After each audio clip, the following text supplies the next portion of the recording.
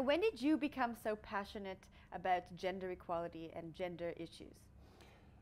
I was also raised in a very traditional family with strict role divisions, which in itself is not wrong. It depends on how one organizes that. If a man and a wife gets married and they agree to assume different roles and both respect that roles, it need not be a sexist arrangement.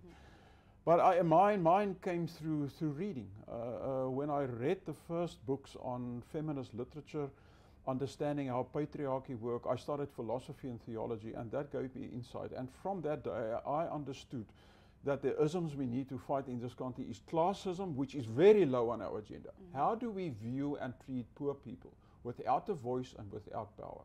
Then it's sexism. How do we treat women, gay, people of different sexual orientation? Their rights need to be respected. And then obviously race is still very important. So for me it was basically a process of education. But that's one story, Jennifer. You can read all the books in the world. The question is, how do you apply that? And I say it honestly today, deep inside us as men, there's an embedded sexist attitude. And it comes out in our humor, our little jokes we make, the remarks we make, our body language when women speak. So it's a lifelong process. It's not like a conversion one day, I'm no longer a sexist. You have to fight it and be conscious of it all of the time, because if we can get that right, we will get respect and equality in our country. Do you think South Africans think there are so many other things to worry about in this country that sexism is something that gets pushed to the side? No, it's not that. It's simply because people with power don't give it away easily. And most men would see women equality in whatever role redefinitions, equal pay for equal work, equal opportunities in work, and not sideline women in their mid-30s and then return them as contract workers in the early 40s. I mean, all of that is about power. And men, like all institutions or persons with power, don't like to give it away. We like the fact that it's still a man's world. So the fact that it's subdued is simply because we want to retain that power. I want to talk about some of the other elements you have here. One is religion. Yes. Well, as far as I understand it, I come from a Christian background. The book religions, Judaism, Christianity, and Islam, unfortunately sends a very strong message that it is a divine ordination that women should be secondary, that they will not lead as bishops, as popes, as imams, or as chief rabbis. So it's very much a gender issue. And I find that sad because religion has, like all human systems, it has an ambiguity. You can either interpret religion to freedom, or you can interpret religion to oppression. We see how today radical Islam is destroying peace in the world because people think this is what my divine command is. Now the same happens in sexism. It's unfortunately, if you add culture to religion, it's a powerful combination to say to women, not only is it right that you are there, it is in fact God's will that you be in that position. And that is sad because we now know that those religions have liberative elements in it, and that we should hang on to.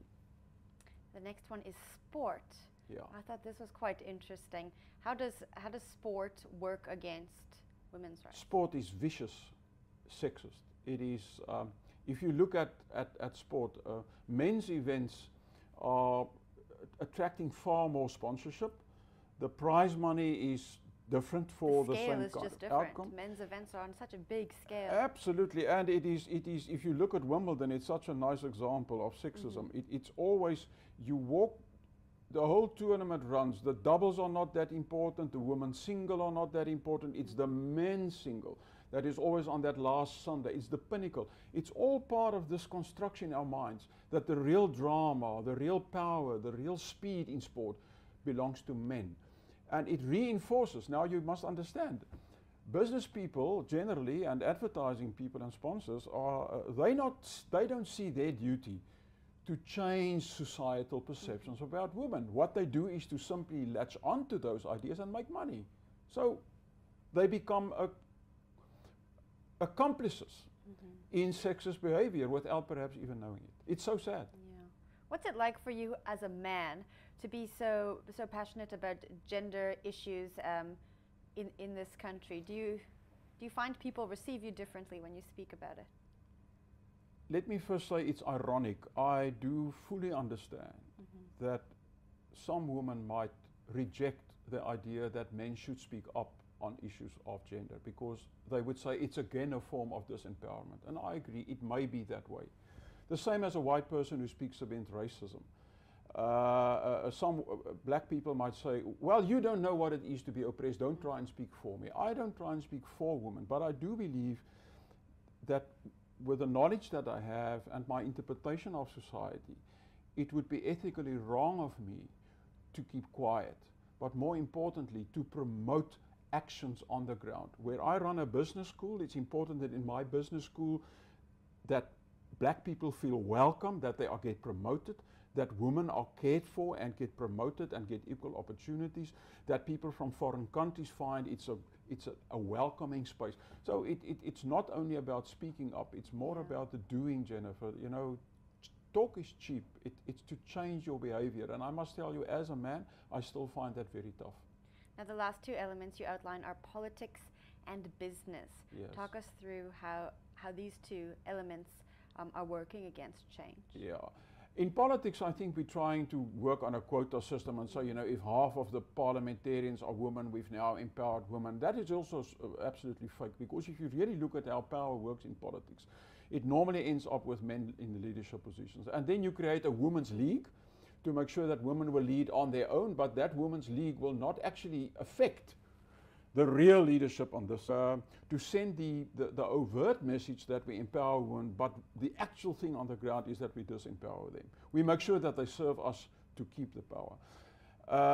And then on the issue of economics, we still find research that empirically prove in different industries at different levels that women are not paid equally to men.